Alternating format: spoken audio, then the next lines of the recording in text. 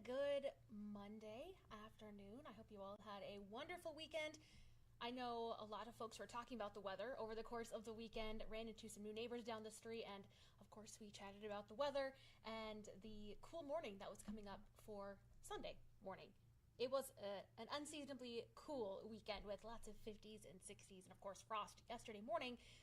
This week, we are turning the tables once again. We told you all about this last week, that this cooler air mass wouldn't be sticking around, and we've got a warmer air mass that is going to be, I guess I should point to this side, lifting in to our region during the course of this week. But along with that warmer weather comes a few more rain and thunderstorm chances. We have had some showers and even some thunderstorms today. The eastern parts of Beltrami County earlier were under a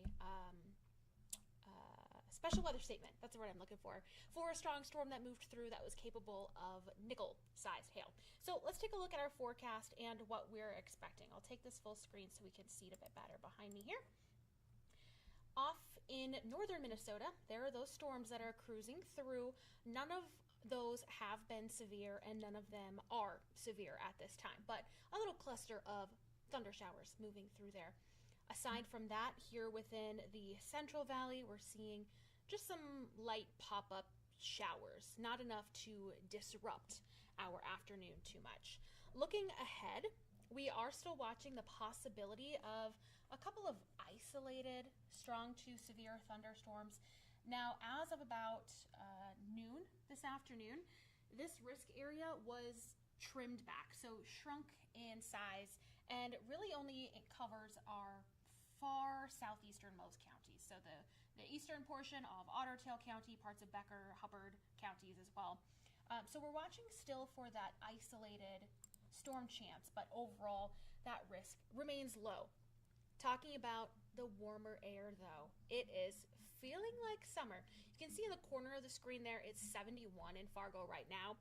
Our average for this date is 75. So we're not too far off from average. And we still have a couple hours of warming left to do. Now heading into tomorrow afternoon, still a lot of 70s are expected.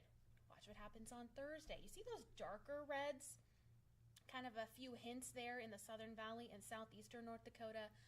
That is temperatures in the low 80s. So the warmth really fills in the most for Thursday and Friday, with a few more 80s possible there on Friday into potentially the North Central Valley, as far north as Grand Forks. So that summertime air mass is here. By the time we get to Saturday, backs off a little bit, but still lots of 70s expected and perhaps a couple of isolated 80s. So here's a look at that temperature trend. We've got 79 forecast high in Fargo for tomorrow and Wednesday.